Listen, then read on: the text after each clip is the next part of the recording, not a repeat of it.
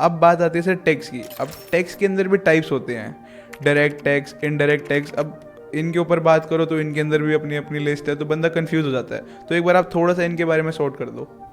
देखिए एकदम सिंपल चीज़ है, महीने के अंत में जो आपके पॉकेट के अंदर जा रहा है वो है, उसके ऊपर जो टैक्स लगता है वो है इनकम टैक्स। वो छोड़ के बाकी जो भी टैक्स दिखता है अपने को, दैट इज इनडायरेक्ट टैक्स। और इनडायरेक्ट टैक्स में इंडिया में अभी ऐसा हुआ है, direct tax is income tax, फिर इनकम टैक्स में कैपिटल गेन टैक्स भी इनकम टैक्स ही है, वो अलग नहीं, वो इनकम टैक्स ही है। That income tax on capital gain, right. Income tax on regular income, income tax on corporate income, like that is income tax. और दूसरा है indirect tax is GST, mostly goods and service tax. पहले बहुत सारे taxes थे, GST के बाद सब मर्ज हुए जीएसटी में। लेकिन जीएसटी में ना कुछ टैक्सेस, कुछ चीज़ें अभी जीएसटी में नहीं है, जैसे पेट्रोलियम वो जीएसटी में नहीं है, अल्कोहल जो जीएसटी में नहीं है। तो अल्कोहल के ऊपर स्टेट एक्साइज होता है, पेट्रोलियम के ऊपर स्टेट के टैक्सेस होते हैं। मतलब किसी ना किसी तरीके से सरकार पैसा ले लेती है, ले लेती है।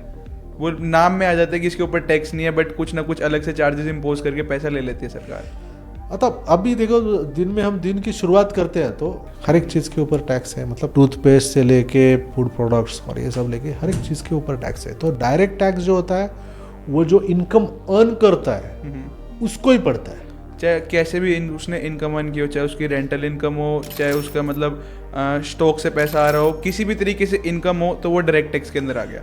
As per law, as per sir कुछ सुप्रीम कोर्ट के डिसीजन के हिसाब से, इवन आपके पास इलीगल इनकम है, आपके पास स्मगलिंग का इनकम है, आपके पास कुछ इलीगल एक्टिविटीज़ का इनकम है, कोई भी इनकम है, तभी टैक्स पे करना है आपको। एनी इनकम, कोई भी इनकम, आप कोई भी राशि आप जो कमाते हो इनकम, वो अगर आपका बेसिक इनकम का जो थ्रेशोल्ड है उसके आगे जाता है तो आपको टैक्स भरना है।